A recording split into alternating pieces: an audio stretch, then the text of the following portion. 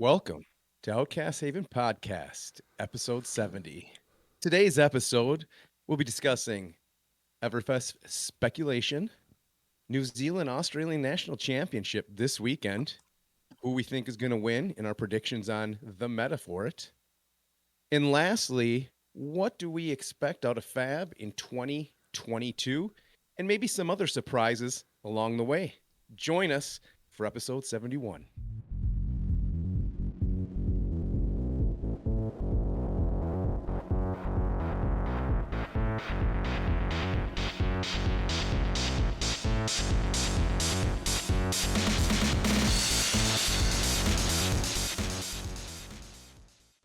You're going to hate this, Jason, but you said 70 at the beginning. Yeah, you said 70 at the beginning and then 71 afterwards. That's all right. Yeah, I mean, I think it's fine. Yeah, I don't care. So a couple things I want to start this week with. Number one, I'm drinking Tropical Fun Pants, which sounds dirty, but it's quite good. That was actually my nickname in high school, Tropical Fun Pants. Fun Pants, that's a great nickname. And if you don't have that nickname, you should probably steal it because that's an amazing nickname. Saturday, we got together and you guys did a Blood Bowl game. And while you were doing that, me and Nick, the body. Thank you, because he got me back like full FAB swing. We jammed in 2.5 hours, 6-7 games. And just, I got all my play errors out, and it was good because Nick plays fast and we just jam games. Well, you guys playing Blood Bowl. It was freezing outside. It was a great atmosphere. We were in the game center, just having fun. And then went Tuesday and played in locals. Got to play. Never even played Chris before, which is kind of weird. A new person that listens to us, so I appreciate that. And then finished with, I haven't played Cody forever, and I love playing against Cody because I can just trash talk the whole time and have fun. Cody's super fun. Yeah, Cody's fun. He's fun to play against. We got to finish the night, him, and I pulled it off, but he did claw me, a single claw for 16. I love it. And I had zero hand because he barraging beat down my whole hand away and then clawed me for 16. I think he had like an energy potion up. It was bananas, but he clawed me for 16. One claw. Yeah. Cody's actually one of those I think that Cody's one of the people that is a great example of like commitment to a class and being totally rewarded over the long haul, because he's basically only played Reinar and Levia. That's he's played other stuff here and there, but those are like the two decks that he's committed. He is a brute player. It's what he does. He's spent so much time working on those decks, and I love seeing people rewarded for that. And he seriously has been so rewarded for that. And that it feels like when I play his Levia or his Reinar, it's way better than most of the versions of that deck I ever see anywhere else. It's night and day. And that's one of those things where, like, talking about getting rewarded, where this new set coming out, all it's going to take is a couple cards. And if, Cody, who's been on only Brute, sees like some new lines that Brute can toy with these new cards, that's how you get like those breakout classes from people that, are committed like that. So that's awesome. I'm really excited to see kind of, because there's a couple people like that in the meta that just kind of stick with a deck or two that I'm excited to see what they come up with after Everfest. Yeah. Oh, also Josh was my second opponent. I brain farted there for a second, but yeah, he was playing Prism, and so I took your advice, Dane. You were talking about getting kicked in at nationals, so I just went super aggro and barely edged it out. I mean, it was super close, but I just went aggro and had to pummel my way. Like, I had several pummels, some big cripplings. I mean, that was the only way I did it. It was pretty crazy. It was super close time, but I felt better going more aggro into it. Like, just I left it even for 2 turns, which I never would do.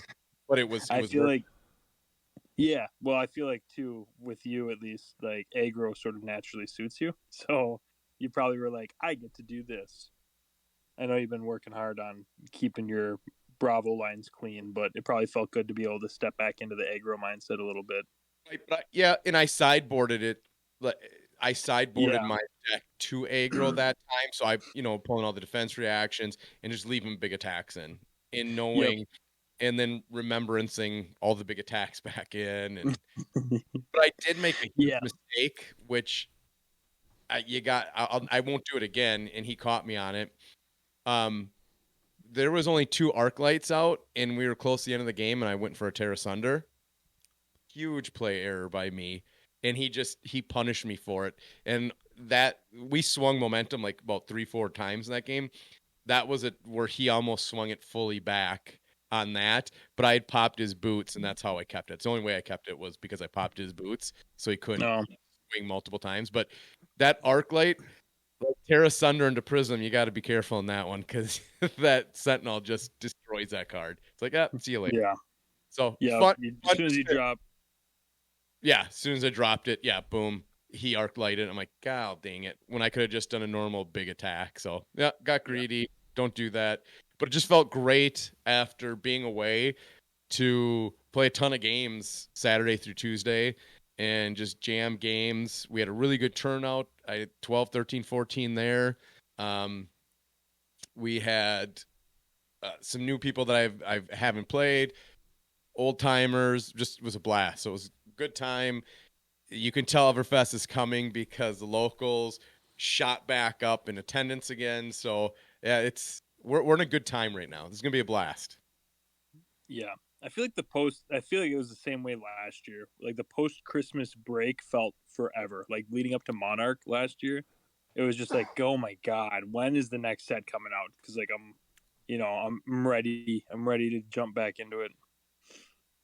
Yeah. I think that they've kind of timed things. They've set things up like LSS has situated themselves in a way where the competitive season and their release schedule has put them in kind of the perfect scenario. We were talking about that actually on Tuesday. I was talking to a couple of the guys, and one of the things that you don't think about is like there are multiple sides of locals and armories and all the competitive side of things. There are obviously like the other side of the spectrum is people who just want to play casually, and creating some of the windows that LSS does, whether it's skirmish season, so it's people get to play blitz in a more competitive event. Now they're creating these like battle hardened events that are geared towards blitz, and then having this break kind of around the holidays works out great because a lot of your competitive players after nationals kind of just go, okay, I did a ton of grinding. I've been playing super hard. I kind of just need a breather. They step away, and that actually allows some of your people who are just want to have fun. You know, they don't want to spend $500 on an armor suite and CNCs and all this stuff to fill their deck out. They just want to go play their, pre-con with a handful of upgrades. They get to go and they win some locals. And it's kind of a nice turn of events to not have to go to locals and play against the people who are, some people would consider them tryhards, but the competitive crowd that is there to win and test hard. It's nice for the other side of that, the crowd to kind of get a chance to take it easy and not be like, All right, that I just gotta say something. The term tryhard is, I'm just gonna say this because the kids use it too.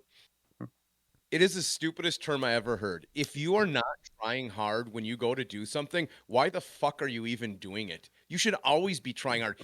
I don't care if you're playing like Winter League football like I did. I didn't go out there and lazy around. I worked my ass off. I wanted to beat the ass of the other team I was playing every single time. I mean, shit, we almost got in fights half the time. You try hard. That's what you do. Yes, you can go there and have fun and play casually as well, but and I know you didn't use the term, but you're just saying people use the term try hard. I fucking hate that term. Stop using it. You should try hard, you dumbass. To me saying calling someone a try hard is like it's one of it's those more saying telling better than me. Yeah, person saying it. Yep. It's more telling of the person saying it than it is of the person they're talking about. Yeah, because what you're saying is, I don't like that you beat me. I don't like that you're good and you work hard to be good and you beat me. My feelings are hurt because I suck. So I'm going to say that you try hard and you're just a sweaty try hard. And that's why you're playing this deck. Not because you're good and you want to win things, because you're a sweaty my son try and his hard. friends would use that when they were playing like Fortnite or Call of Duty. Oh, they're try hard. Yeah, it's because you guys suck. You don't tell me you're not trying hard and wanting to win, because I see you guys when you kill and you're like cheering and stuff. You're all try hard. You're just calling them that because it makes you feel better. All right, I will say, important distinction, and I think it's really important that this is not a try hard. Like, someone who tries hard is not someone who just brings Ira to blitz locals and crushes other new players and stuff like that. That doesn't make them a try hard. You can be a sweaty. You can be a sweaty player. Yeah, sweaty's different than try hard. Yes. Sweaty. I like the term sweaty. I hate the term try hard. There's calling someone a try hard definitely reeks of you pitying yourself a little bit if you're calling someone else a try hard. But you should be allowed to give someone shit for, like, if everyone's like, hey, we're all bringing Data Doll and KO and shit to like this locals, and someone shows up with Ira because they want the prizing or something. That's someone being like a sweaty, I guess. Yeah, people might refer to that as a try hard. That's shitty. I wouldn't refer to that as a try hard because I don't think that's a try hard. That's helmet. That's a helmet life. That's just a helmet life. Yeah, that's being sweaty or helmet. Try hard is someone who puts effort into doing well, and that should not be. That should be everybody. Yeah, everybody should be a try hard. It's very junior high to be like, oh, he's trying at something. He's so uncool. Like, how could you try? It's like, grow the fuck up. You should want to be good at what you're doing. Yes. Yeah. So let's go on to after that. I always like to start with a nice rant. And Blake just hit you. You always can find something. It's not even like you saying it. It's just something you're bringing up that's happened that like just. I'm like, oh, that triggers me. That's a perfect. God, I gotta hit this one. Everfest speculation, and I don't even know what that means really. Everybody's been speculating. We're getting the. I do like the. Is it their tweets that they're putting out? Mm-hmm. Yeah. So they didn't do that for the last two sets, but they did it or did they do it for Monarch? I don't know. I don't remember. They did it early on. Yeah, it was and a I huge like that they're doing it again. I like that they're doing it for this set. Yeah. It's very, very cool. The one that I think I sent in our group chat today was something that it halves the attack that's coming in, which is super cool. I hope that's a Prism Aura or Illusionist Aura. So I want it to be Wizard Armor because I would love to half one attack. Yeah. A lot of times Wizard, that's like that. I feel like that's one of those things that they need to give it to certain classes to try and that's a way that you can help a class, right? Like giving them something for certain turns that they can either play or somehow they can affect a turn. Like if you gave them like a 6-block piece of armor, something like that. Could you imagine that? Could you imagine if like a piece of armor blocked for 6? How insane that would be. That'd be I hope they never do that. I hope they never make a 6-block armor. That would be insane. All right, so do we want to go through what they've tweeted and just like guess what it is? Like go through all their tweets and just do like a quick like. I don't know them. If you want to just shout out a couple. I mean, I got them pulled up here. Yeah, so shout out a couple of them. All right, so we did a card that has an attack's power. I hope it's in Prism Aura or a generic. Right. Illusionist. All right. An ability to prevent yourself from losing the game. I don't know what that would be. I also believe so. I believe that's an aura or item. So this is my thing. Is it says an ability, so it makes me think it's a hero that has like if you have something in Arsenal or something like that. Like it says an ability to prevent yourself from losing the game. Not even the ability, like an ability. I don't know. I think it's going to be on ability. It's going to be on an equipment or a hero. I think. I just have a feeling about items and auras. I just have a feeling that it could be an item order. It's just going to be Runeblade boots. If you've used Go again this game, you can't lose. It's just if you've gone again. Well, wait, yeah, Runeblades had everything. Yeah. Legendary. Okay. They have a legend helmet. They would need a legendary helmet. It could be a legendary Runeblade Well, they helmet. already have a head. They have a headpiece though. They actually have one. That's it's not a common. majestic or legendary though. No, but I think that one of the things that they said was equipment for classes, like equipment and slots that classes haven't gotten or something. Oh, yep. Okay, so the next one then is a unique pitch, cost, power, and defense combination for a generic attack. So what the fuck do? So it's a generic attack that has a unique pitch, cost, power, and defense combination that we haven't seen yet.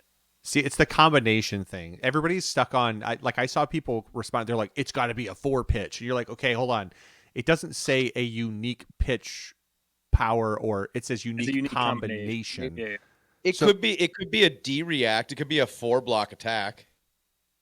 Yeah, like it could be a 4-block attack because that's something. Okay, I'm going with that. It's a 4-block attack. Yeah, I don't know. Well, it's generic. It's a generic attack. I do like that. So if you're gonna do a 4-block attack, make it generic. Also, we It'll have be a 3-cost block for 4, does like 4 damage, something like that. The other thing it could be is just going the other way, and it could be a 1 block because we've had no blocks, 0 blocks, 2 blocks, 3 blocks. 1 block. We've never had a 1 block. Right? I would like to. It would be kind of cool to give, because what have they gone up to 7 for generic attack? It would be nice to see 10 attack, a generic 10. Generic. Yeah, it'd be cool. But make it expensive so it's not always gonna work. Make it like a 4 or 5 cost, 10 attack, just vanilla, and then you can put the 1 block on there. There you go. 1 block, 10 attack, cost 4 or 5. Done. Next card. We got it figured. We figured it out. Right. We're basically got this set sorted out. The most powerful attack in the game yet. I think it's going to be a brute card. I would agree with that. As they're not going to give. There's no way they give that to Bravo. So Nacho Grande is too strong. So I think here's the only thing is that scales brute, so like that's an additional 3 damage on top of the highest brute power card they have so far. 12. Because 9 is the biggest they have. It could be a dash card. If it's bigger than... It's bigger than Bravo? Bigger than Crippling? It could be a 12. Well, regardless, it's a 12 because Crippling crushes an 11. Yep. So it's going to be a 12. Or more. And they can't give it to Runeblade. If they give it to Runeblade, everybody's going to fucking lose their mind. Oh, you know what it is? It's going to be something where you have to have an energy pot and draw a handful of blues. It's going to be a 14 cost for 20 damage. So you have to have 2 energy pots and draw 4 blues. Oh, okay. I interrupt this reading of the tweets to bring up something that I don't want to forget about.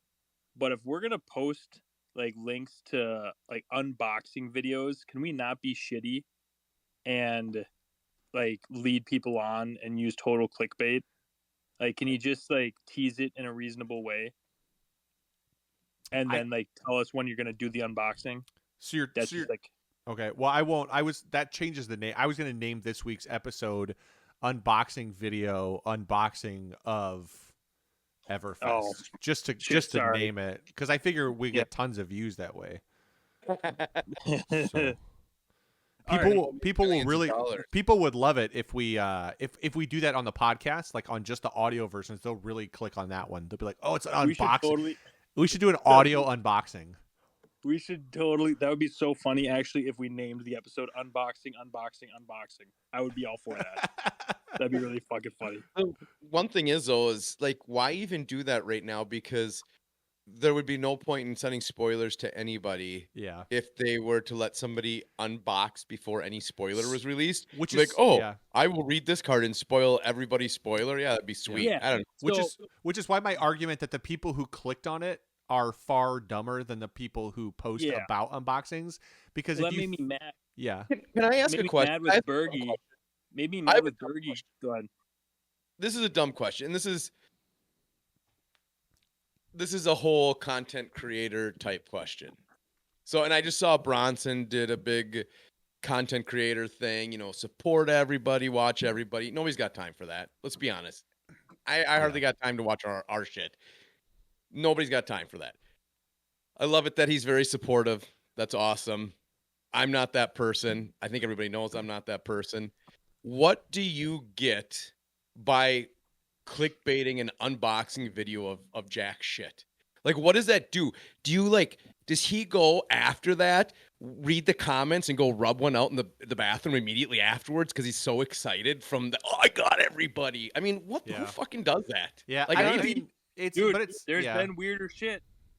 I mean, that's the thing though, right? Is that's like content creator 101. If you think you're going to get something, is when people do like, I'm going to give away this, and it's totally trying to get people, but then you read like the fine print, and it's like, if 10,000 people view this, and it's like, you have 9 subs, of course you're not going to get the number.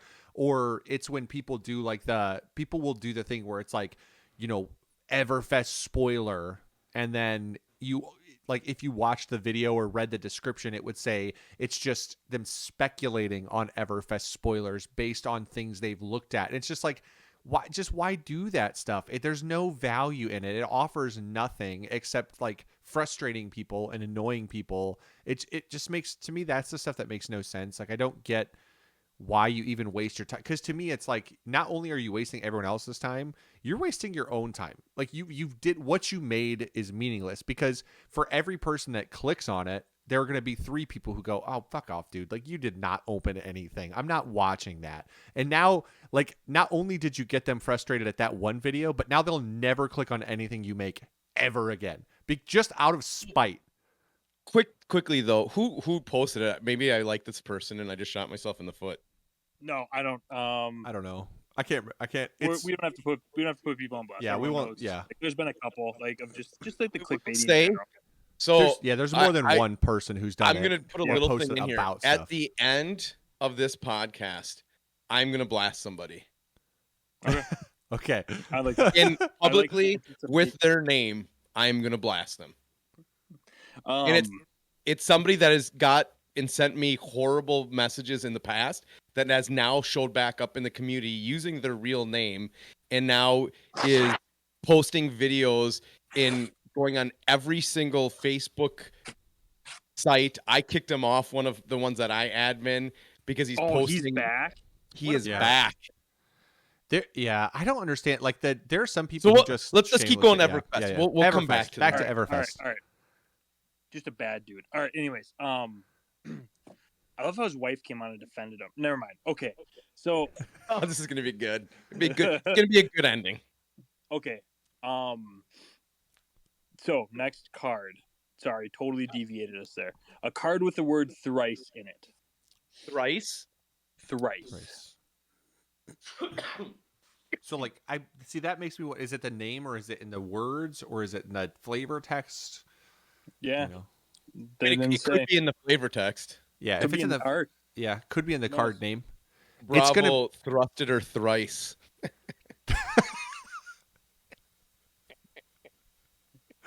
Sorry, I couldn't. I mean, he's Macho Grande out. Okay.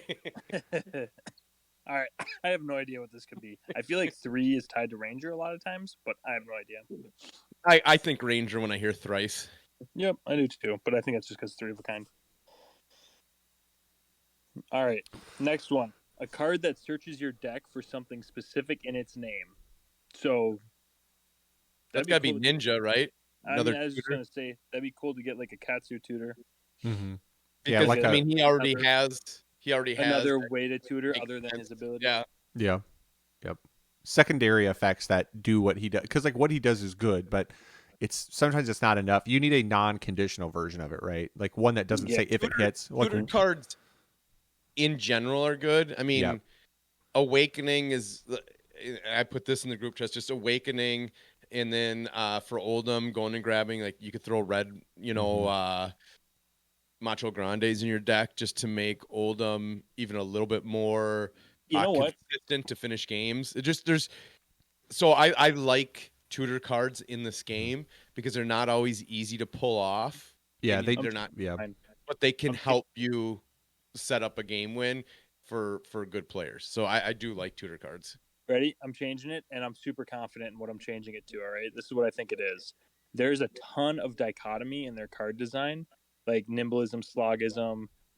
There's no big attack equivalent of belittle and minnowism. I think that's what it's going to be. It's going to be like the big attack version of like belittle and minnowism. All right, I like it. Okay. Yeah, I'm What's confident. I think that's what it is. All right, a generic card that can destroy cards in arsenals. Reprint Command and Conquer. Yeah, I think that's what it is. I mean that's fair. It's probably it's due for a reprint. Be a good time to put it out. Mm-hmm. Because Majestics in these supplemental sets, as we saw in Crew, there's a good amount of Majestics. Getting 10 Majestics in one box isn't unheard of, and it really there's a lot of value, not like making money, but there's a lot of value in deck building and buying these supplemental sets because you're gonna a lot of the pieces we still use. A lot of the pieces have come up 2 sets down the road. These are just this is a good set you buy and you hold on to. You don't need to go out and sell it because these cards are going to get better over the next couple sets, just as Crew did. And cards like Snag that were non-existent came into the meta, non-existent again. Who knows what will pop up in the future? So great value. So I think the I see question. CNC. Yeah, I think the question will be. I think the 2 questions I have about reprints and how they handle them is my only concern, and I've said this about everything, is the way that you tank reprints is by printing them at a different rarity. So putting them at a lower rarity always destroys them. So you have to keep the rarity the same. If it's a majestic, you have to reprint it as a majestic so you don't affect the value of the Right. original cards. I think the other thing is that when you reprint a card, I think you need to alter it in some way to change its art. value. So you need to change the art, or like what they did with Tunic and Crew, right? They just made it non-foil. I don't have any issue with Command and Conquer being foil, but it would be cool if Command and Conquer got different art, so that way it's really easily distinguishable from the originals. Battlefield. Not like sitting at a ship Yeah, seat or whatever he's doing. He's sitting on like a parapet, right? Like a castle parapet overlooking his forces. his forces. Like a commander that's on the battlefield with his troops, Willie Wallace style. Yeah. Yep. Never taken their freedom. All right. An arrow attack card unlike any other. So This is what we've been talking about. Yeah. This is what we've been talking about and asking for. This is the big motherfucking arrow, and that's the name. LSS sent me that. It's called Big Motherfucking Arrow. So it's our spoiler. That's our spoiler right there. Yeah, big motherfucking arrow. Coming to Ranger. I love it. God, I hope it's true. All right. An attack that rewards the opponent for defending it. I think this is the dichotomy thing again, and I think it's the opposite of the Sink Below or Fate Foreseen. No. The attack that rewards the opponent for defending it. Right now there's the attack there. Every time they defend it, it raises a power. Every card that they defend with from hand raises it a power. And I think that this is just going to be a big attack that goes down. It's going to be like an 8 attack that every card they defend with reduces it by a power. It's a barraging beatdown. Barraging beatdown, you know what I mean, is basically the same thing, only that's a non-attack. It's the same card as the biggest card. It's a 13 or 12 that every card you block, it goes down. So you could make it a 3-block card if you block with 3 cards. How wild would that be if it was like it goes down 2, but it starts at like 12? Yeah. It's like every card you block like with 2, you'd have to make it like a 14 because a normal block would be 5. So you'd want to make it 14 or 12. But if you think about it, so if they're swinging a 12 at you, you've got 4 cards in hand. You can block with 1 to block 3 of the 10 now, or block with 2 to block 6 of the 8. So if you're blocking with 2 cards from hand, you're still taking 2 damage. That's pretty good. Anything bigger, I think, would be kind of crazy. I say you got to be careful about making it too. If it's a generic, you can't make it big because then Brute just auto puts in a rainbow of it, and you just get hosed. It's just barraging, and 14 attack. It's you can't block with 2. Now it's like a 40. Yeah. That's why if it's a although I guess it'd have to be I think I have to be a Brute card to get the effect, right? Yeah, brute with barraging But- beatdown, it makes sense. Yeah, but barraging could still strip your hand and then force through the damage, even if it Right. doesn't get the buff. What else do we got? Is that it?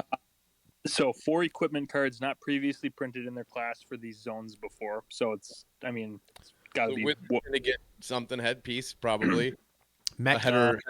Yeah, Mech- because he's already got a robe, so he Yep. Wizard's getting a The headpiece. wizard. Mech needs arms. Ninja's getting a chest, which is like awesome. Benji needs to start lifting. He's getting a chest finally. Good for him. He's gonna get so when they do the adult Benji, are they gonna go full adult, or is he gonna look a little bit older but have that like 15-year-old little like caterpillar mustache? Yeah. I would kill for art that like official art from a company that's like Benji, but he has like that soft little mustache that is growing in that, you know, it's like every 16-year-old boy has before they can start growing real mustache.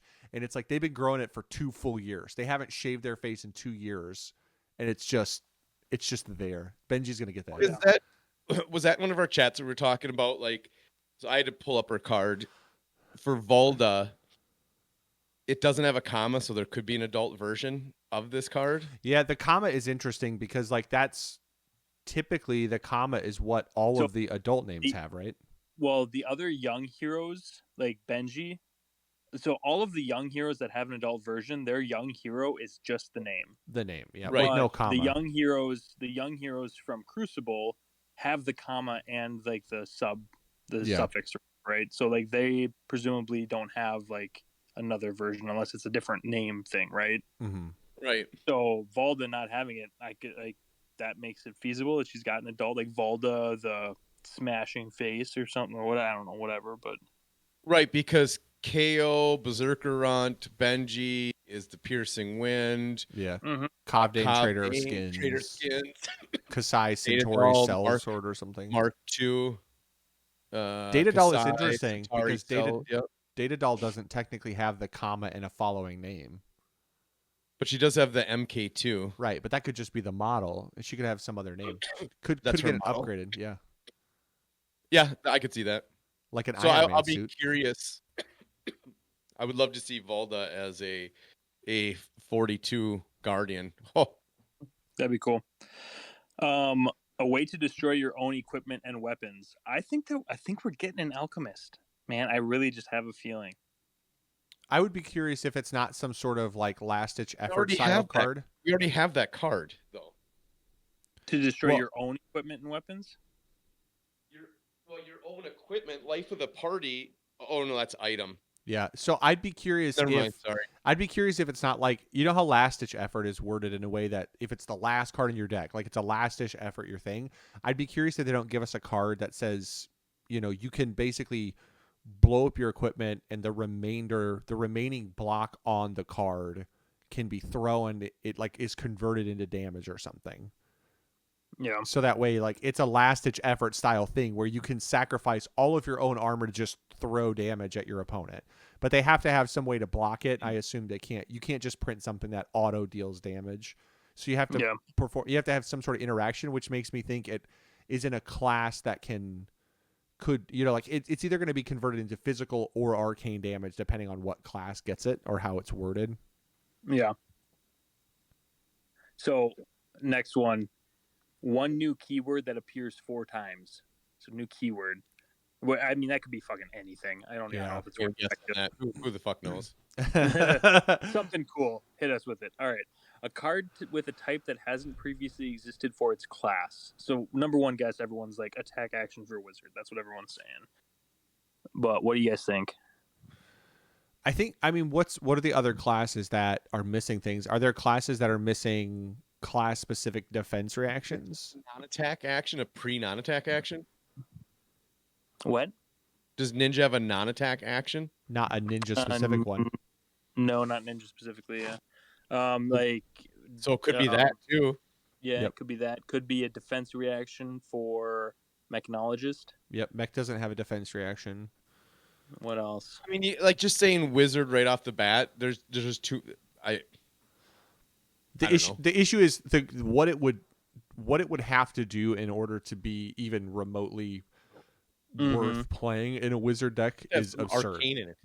Yeah. But then if you make an attack with Arcane attached to it, then it's a Runeblade card, so they It's just a wouldn't do that. Runeblade card. Yeah. Yeah. I mean, it could be. Yeah, It's not, it could it's be. not. I don't see it being a. I don't see it being a wizard. I think card. it could be like an ice card, maybe. Maybe it's an Icelander specific. Because she doesn't seem like she wants to run as much. She doesn't run the same deck as Kano, right? Yeah. So, It would have to be specific to her. She wants to run non-attack actions, so she doesn't want to run an attack action. but she needs something to supplement the non-attack actions. Like she needs something that does damage. More, yeah. Non-attack actions do damage. All the wizard non-attack actions. That's fair. I mean, if you want to trade Kano's playing of non-attack actions but just like substitute playing those non-attack actions in Icelander, I feel like you're just screwing yourself. Like she's got to do other stuff too. I don't know. Stir the Aether Wind out of there allows you to blue surf from Arsenal. There's stuff that you can do with that to trigger huge turns without having to spend the 3 resources to look at the top of your deck or use your boots. So I just think there's a lot there to do. Yeah, if you pitch deck your deck in a way that you can go, blue stir from Arsenal at instant speed, that instantly allows you to play forked at instant speed. So if you trigger Metacarpus and Crucible, you're right there. It's 10 Arcane. Home of Aetherwind to get extra block. So you have a bad hand, you throw that in there, they come back. It's got to be blue though. It's got to be. Oh, blue it's got to be blue. That's right. Arsenal. Yep. Blue. Yeah. So Stir of Aetherwind allows you to. I don't know. There's a lot of stuff that allows you to do attacks without having actual attacks. Yeah. Unless they did some icy wizard attack, but like you said. Yeah. Who knows? Keep it icy. Who knows? That's it. That's all we got. That's it. Okay. I like that. That's good. That's a good segment. So this weekend, and actually, doing the math, this will come out, and then a couple hours after you listen to our beautiful voices, you can start watching the live stream, I would guess, for New Zealand. No confirmation on an Australian live stream. Yeah, it sounds like they talk. Sounds like they have somebody who is at least recording it from the rumblings, but I don't know if there's going to be a live stream. I know Australia, get your shit together. I Put think a camera up and hit fucking record and live or hit live stream. Open a YouTube channel for the day. Yeah, and live stream it to it. It's not that hard. I think there's some of it. I think it's just connected to the whole everyone's gonna want to watch New Zealand nationals. It's like we live in the modern internet age. I can have 2 windows open on my laptop. Listen, guys. Did you know that? Listen. If England can do it, are they scared of making the UK look good? Is that their problem? Is they're like, we don't want to make the UK look good? Did you guys see Hamish's post about that? Mm-hmm. Yeah. They better play clean. That's all I'm saying. Like New Zealand, because you know what? Now we've gone through everything. We've seen UK, and we saw the backlash for that. And then a lot of people after the UK thing and US players were ripping them. They were like, "We're gonna watch US Nationals, and we're gonna kill you guys for everything." Then US Nationals was super clean, and they were like, they're chomping at the bit. Like those UK players are waiting for someone to mess up on stream specifically. I hate to say it, but New Zealand's probably not the place to target. I mean, I love the New Zealanders, and I think they're all really good players, but I will say, you want to talk about backlash, right? You have some egregious misplay by a New Zealand player, and they've spent the better part of the last couple of years just trash talking everybody about how they're better than the rest of us. I mean, it'd be a bad situation to get in. That's true. So I was talking to KL. And it looks like the New Zealand structure is they're going to do 3 rounds of CC into 3 draft is what he thinks. And then back to 3 CC, it said. Oh, is it then back to 3 CC? Yep. Interesting. That's really weird. I like that because it lets you, because I'm presumably you pair off in draft based on your CC record, right? Yep. Which I like better than lucking into a bad pod. What I mean? 'Cause having your pod directly affect where you start your CC journey at.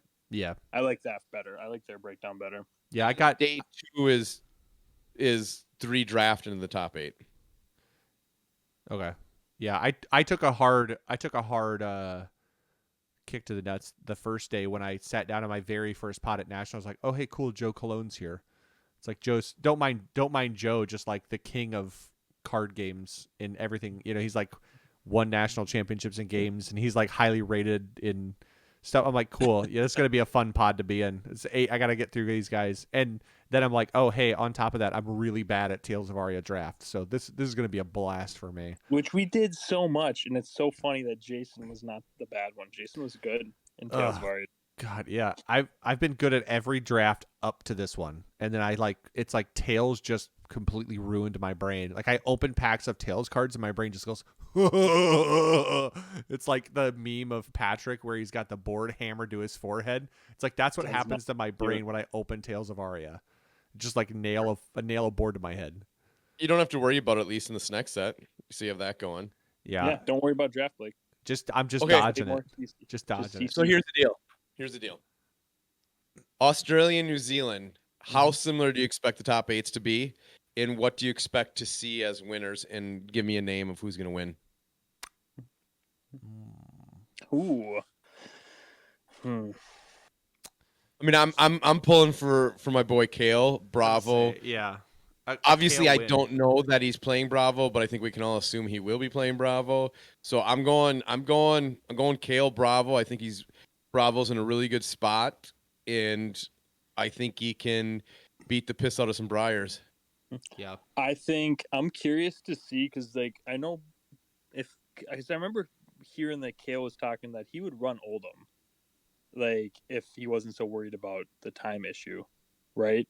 Did I make that up, or did he say that early on? He's definitely talked about Oldham as a serious contender. I think the issue is he would have to see such a huge win spread advantage for Oldham, in my To mind. not I play guess. Bravo.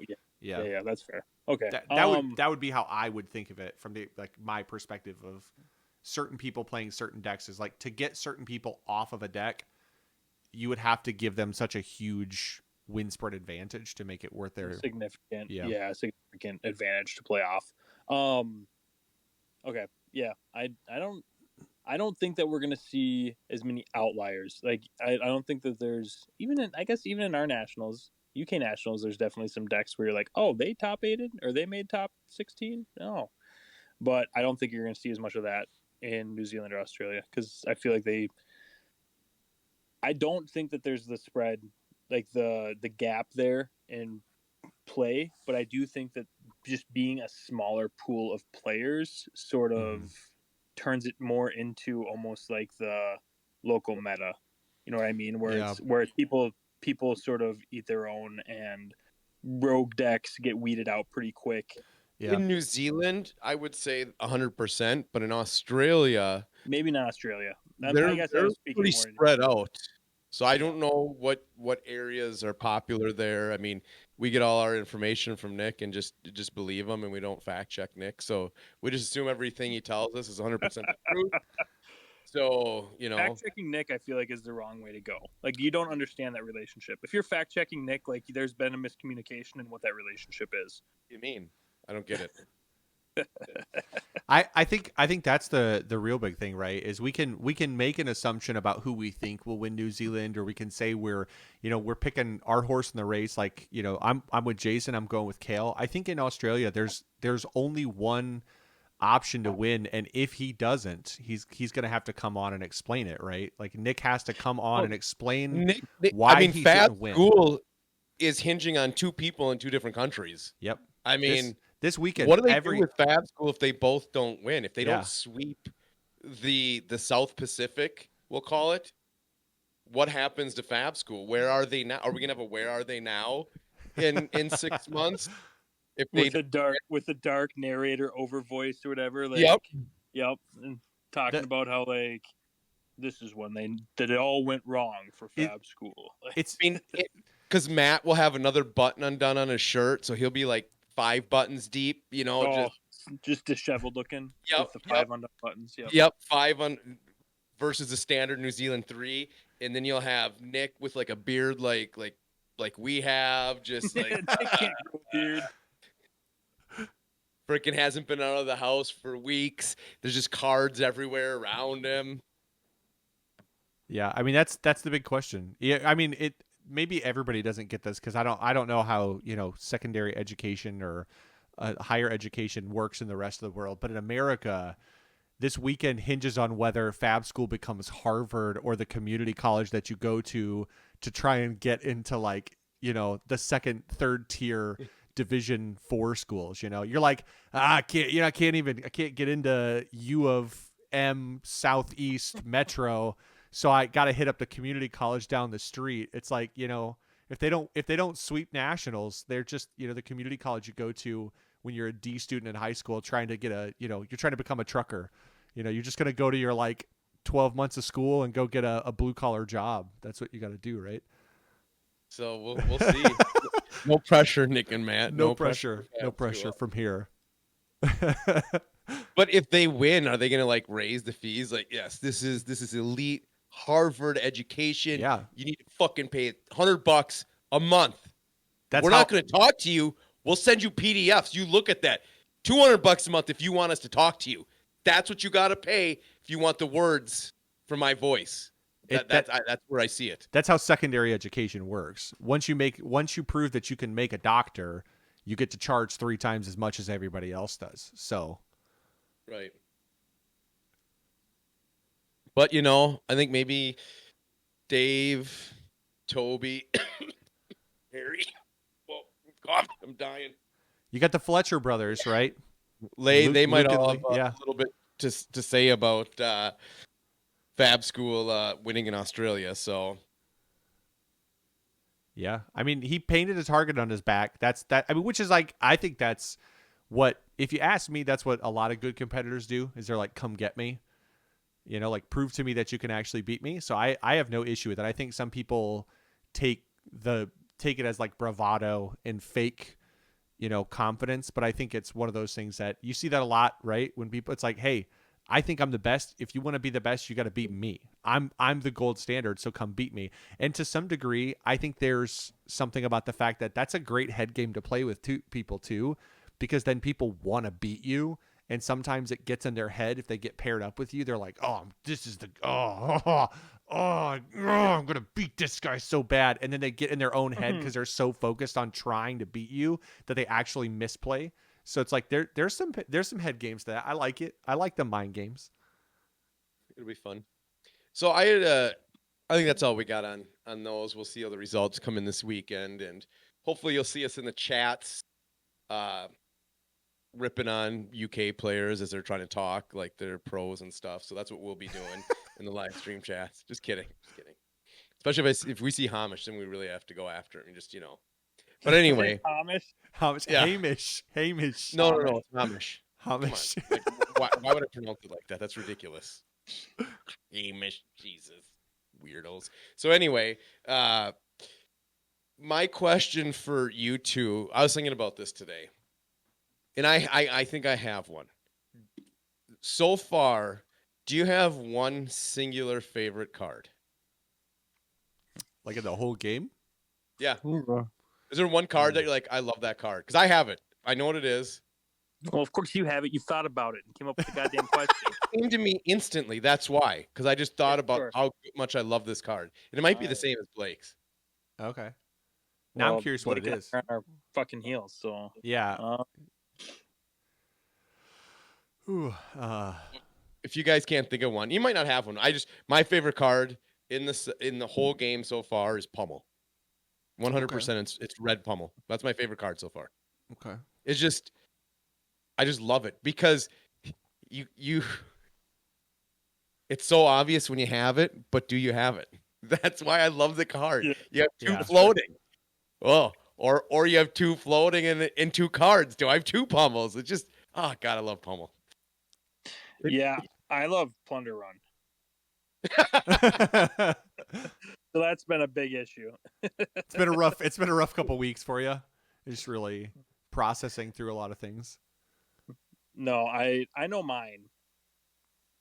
Like, go for it. What is it? I think Herald of Protection. I love the art. I love what it does. It's so good late game.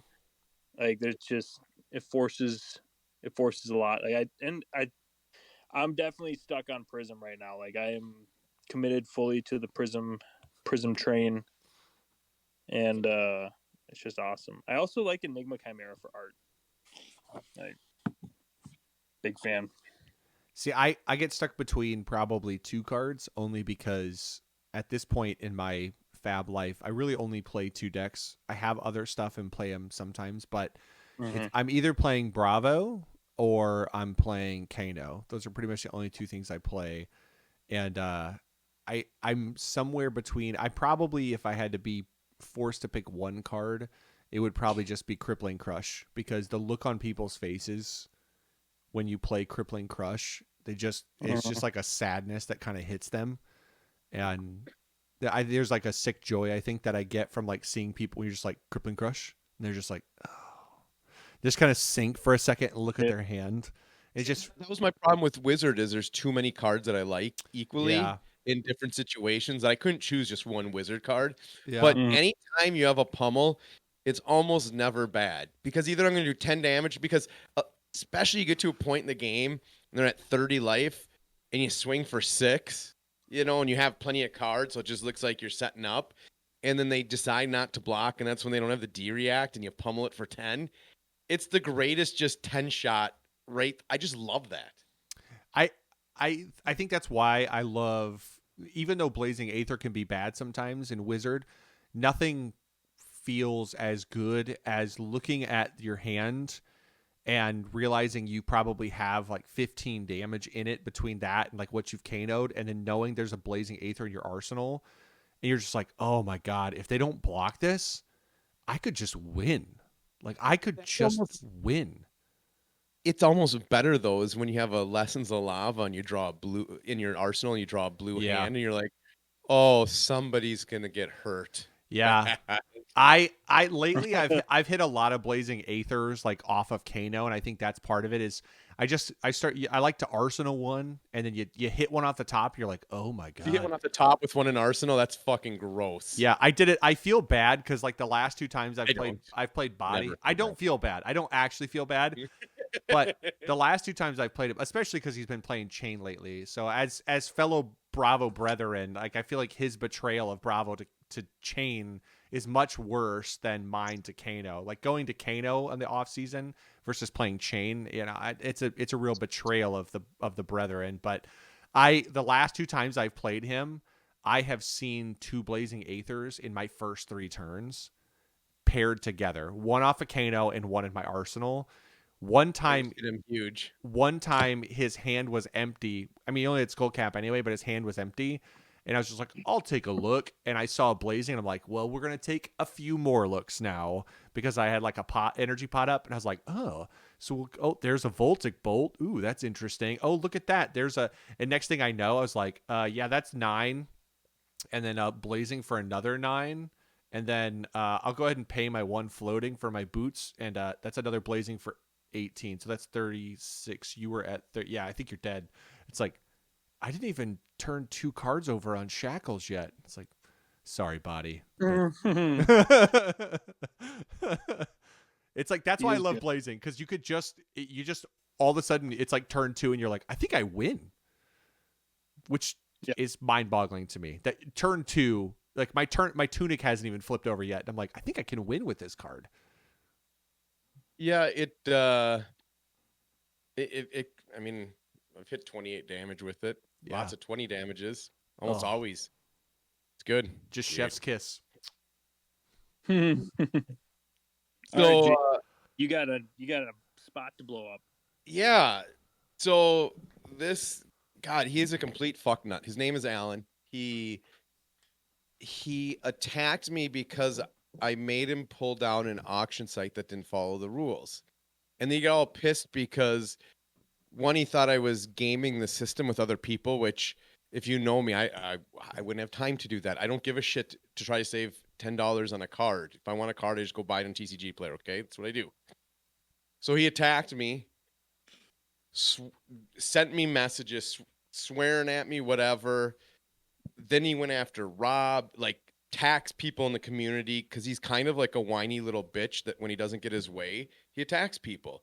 And I don't know, like, what he's trying to do or what he's a horrible human being. You don't Well, do that to people in a community he ever. does that thing too where he tries to get like his little posse. Like I remember in your like because the auction group that you started, like he was basically posting like the blind whatever. I don't even know what you call that because it wasn't allowed because you can't just arbitrarily say only I know whether or not this auction actually sells. It's like no, you put it up. Reserve or something reserve. like that. Reserve. Is a reserve, yeah. So, but then like when he could have just been like, oh, didn't know that, I won't do that. Instead, he sent you some really shitty messages, right? And then also got like other people in the community to like attack you in the group just with like other posts and commenting on people's other auctions and shit like that, which is just like, okay, I hope this makes you feel better, I guess. But the kicker for me was the post from his girlfriend or wife or something, and we're not gonna like personally attack significant others or anything like that, but it was just funny to me that she came on and was like, he's having a really hard time, he's really sorry. It's like he needs to apologize. He's a grown ass man. This doesn't count. He's not 8 and doesn't conceptually understand that he just kicked this other kid's chair out from underneath him, right? Like that's for no reason.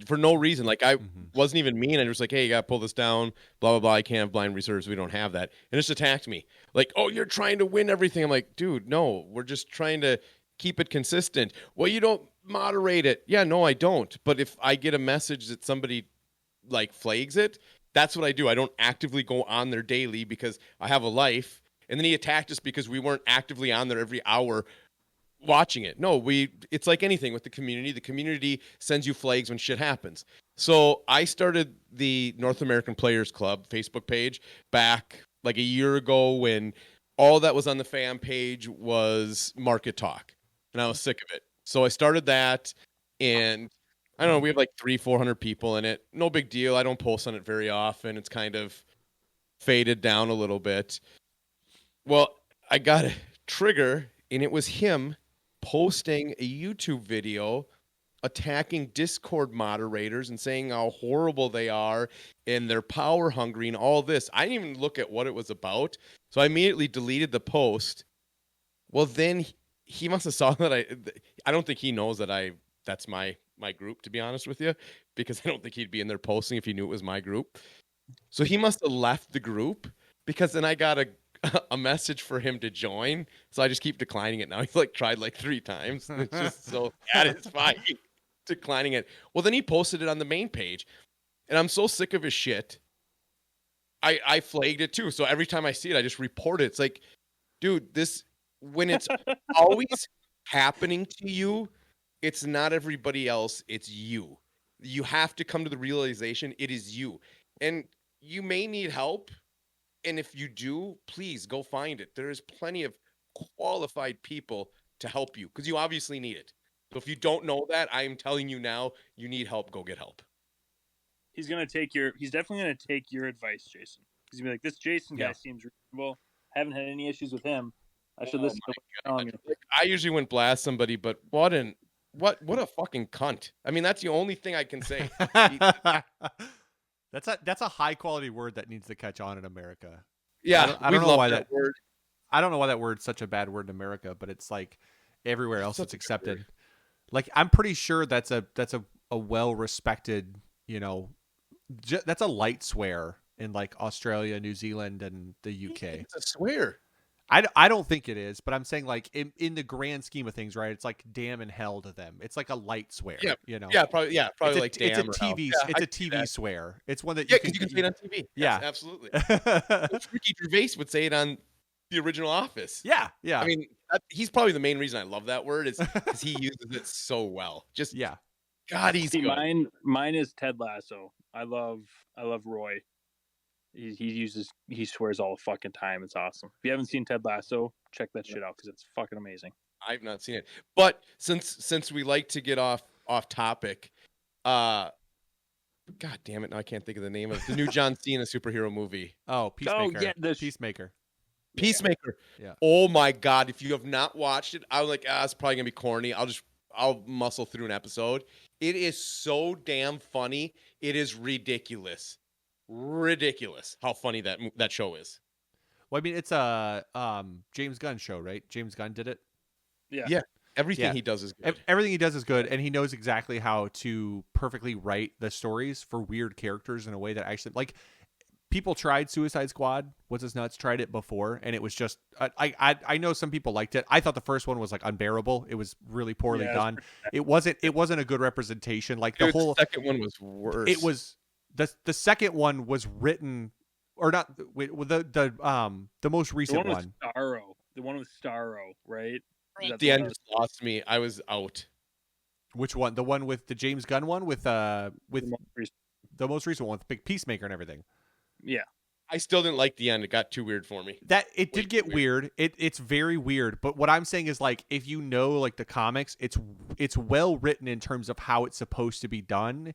And like in the first one, they did the guy that what's his nuts died. The guy dies like immediately at the movie, but it has no point, which is not how like Suicide Squad movies are written. Typically, it's like the second one where a bunch of people die, but it's actually part of the plot, and you find out kind of later that it's part of the plot. And you're like, oh, yeah. okay. Like, oh, like, wait, the fact that Kim Kardashian's boyfriend got blown up like right away or whatever. Yes. Like that's important later in the movie. No, it's exactly. Not.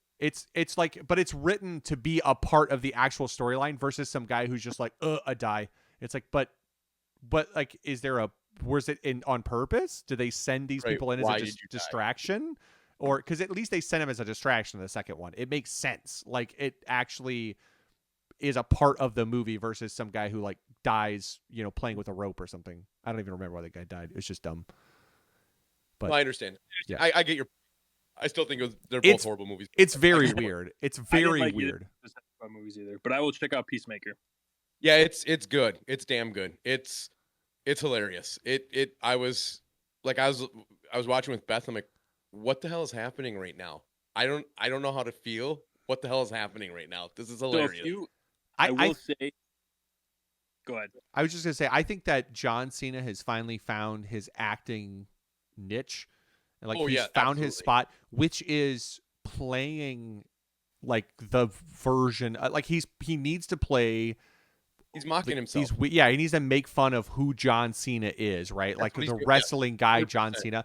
He needs to make fun of that and tease at it. I think for a while he tried to do the thing that a lot of like professional wrestlers do, which is go and be a serious actor. But it's such a rare thing that those guys can be taken seriously when they become actors, because whether it's fair or not, they're these gigantic mountains of men that when they do like the dad comedies where they're like a dad in the suburb, you're like, okay, I don't believe that for a second. Look at me. I'm a dad. Yeah. Like that is not what dads in the suburbs who have problems with their kids look like. Okay. Like I don't believe it for a second. That'd be like Arnold Schwarzenegger playing a kindergarten teacher. Yeah. But I mean, that's the issue. They're all trying to do that now. It's not funny anymore. Yeah. People might hate this because everyone loves the fucking Rock, and I do too. But there are even now like roles where there's moments where I'm like, oh, I mean, like, you don't pull that off perfectly. Like, you're a good actor. Like, he's a great actor. And he plays a lot of roles really well. A lot better than he did early career, for sure. But still, it's like, ugh. I think his biggest issue is he doesn't know how to say no, it feels like. It's like if somebody slides a script in front of him and says, we'll pay you $20 million, he goes, you got it, baby. I'm on it. It's just like, come on, man. The movie with Ryan Reynolds was amazing, actually. Yeah. What's the Red Room? Great. Yeah, that was good. Yeah, but Ryan Reynolds, he can carry him. He always has been able to carry a movie. Yeah. I will say though, my favorite Rock movie is the one with Mark Wahlberg, where they're like druggies and Pumped. I think it is where they where they're working out. Yeah, they're like Muscle Beach. Like Muscle I gotta feel a pump, man. You got some curl. Just Marky Mark. Oh man, I don't know. I still think my favorite one is like the old, The Rundown. It's such an underrated movie. The Rundown where Christopher Walken is the bad guy. It's like Chris and Rosario. I think Rosario Dawson, and then what's his name? The dude from American Pie. Stifler. Yeah. He's like little bit of thunder, little bit of lightning. Oh my god, that movie is so good, especially because Yeah, My brother knew him. Yeah, or my uncle like went to school and like partied with Sean William Scott. Yeah. Yeah, they went. I knew a lot of people that knew him because they were from Cottage Grove, and I went to Yep. Woodbury. Yeah. I never met the guy. Oh well. I didn't fuck Stifler's mom either, so that's all I got. That's all I got for you guys Yeah, this week. I yeah. got nothing else on the agenda. That's a good wrap up, right? Like that's how we like to wrap up an episode. If you've made it this far, you're welcome for the Outcast Haven movie review segment. This is what we do. That might be a permanent spot at the end of every episode. Yeah. It's like a 10-minute movie show review because our favorite movie, favorite show. Yeah. You know, I'm like, oh, what? You're crazy. That's horrible. Or that's great. Like, I love that. Years ago, I had a random person tell me I should watch the show Psych. And I'd never heard of it. And I was like, 9 times out of 10 people recommend shows to me, and it takes me years to get around to them. And I watched it, and to this day, it's my favorite show of all time. Just some random thing where someone's like, oh, it's so good, you'll love it. And I watched it, I was like, oh my God, this is the best show ever. I think that you will, like 2 years from now, when you finally watch Ted Lasso, you're going to be like, fuck, this show makes me feel really good. And it's really uplifting and funny as fuck. Like, yep. And you're gonna be like, I wish I would have watched this 2 years ago when Dane was first talking about it. It'll be 100% like that. That's because I always watch shows way after the fact. I was trying to get Mason to watch Arcane, and then yesterday in the couch, he's like, "Oh, I'm on episode 4 of Arcane." I'm like, "Fine." I'm like, "It's good. Yeah, it's really good." And the music's fucking amazing that they play on it. So great show. That's where it goes. That's all we got. Everybody, thanks for joining us. Next week, God willing, I'll be in my new office with my picture up, so you get to see my beautiful face. But yeah, just really excited to watch the results come through from this weekend because I am chomping at the bit to see what comes out of this. And then spoilers next week. We've got our spoilers Tuesday. Yep. Tuesday, we've got our spoiler parenthesis with an S in there. Maybe. Who knows? There's 3. That card. Yeah. That's all we got. So, everybody, thanks for joining us. Be sure to like and subscribe, and we will talk to y'all next week. Peace.